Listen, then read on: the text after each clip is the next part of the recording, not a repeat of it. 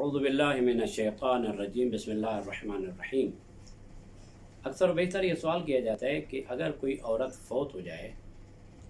تو اس کا غسل، کفن، دفن، جنازہ، تکفین سب کے بارے میں کس سے اجازت لی جائے، اور وہ ہے بھی شادی شدہ، اس کا شوہر بھی موجود ہے، اس کا باپ بھی موجود ہے، تو اس بارے میں آیا اس کے باپ سے اجازت ضروری ہے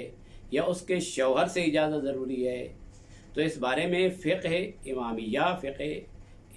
ائمہ طیبین و طاہرین میں یہ ہے کہ اس کے شوہر، اس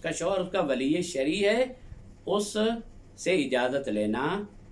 ضروری ہے۔ اور ایک مسئلہ اور ہے کہ کیا اس کا جو غسل، کفن اور اس کے انتظامات ہیں اور اس کے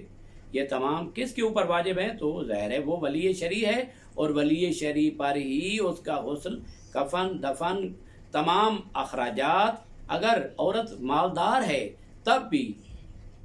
اگر عورت مالدار ہے، اس کی بھی اپنی مثلا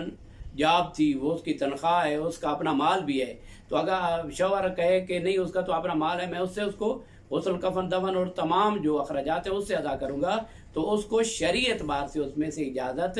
نہیں ہے، بلکہ وہ اپنی طرف سے، خود اپنے اموال سے اس اپنی زوجہ جو کہ فوت ہو گئی ہے اس کے غسل، کفن، دفن کے تمام اخراجات اسی سے ادا کرے۔ اور ایک یہ سوال کیا جاتا ہے تو کیا مرد عورت مرد کو غسل دے سکتے ہیں یا نہیں دے سکتے؟ تو ایک بات تو واضح ہے ہر ایک کے لیے، وہ یہ ہے کہ نامحرم مرد نامحرم عورت کو، اور نامحرم عورت نامحرم مرد کو غسل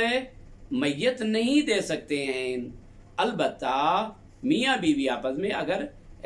شوہر فوت ہو گئے تو اس کی بیوی، اور اگر بیوی فوت ہو گئی ہے تو اس کا شوہر اس کو غسل دے سکتے ہیں، لیکن احتیاط مستحب کے طور پر فرماتے ہیں کہ وہ غسل نہ دے، عورت کو عورت ہی غسل دے اور مرد کو مرد ہی غسل دے۔ البتہ میاں بیوی آپس میں ایک دوسرے کو، جو اگر وہ فوت ہو گئے ہیں ان میں سے کوئی ایک، تو ایک دوسرے کو غسل میت دے سکتے ہیں، اجازت ہے، لیکن بہتر یہ ہے کہ وہ نہ دیں۔ وصلی اللہ علی محمد و آلہ الطیبین الطاہرین المعصومین۔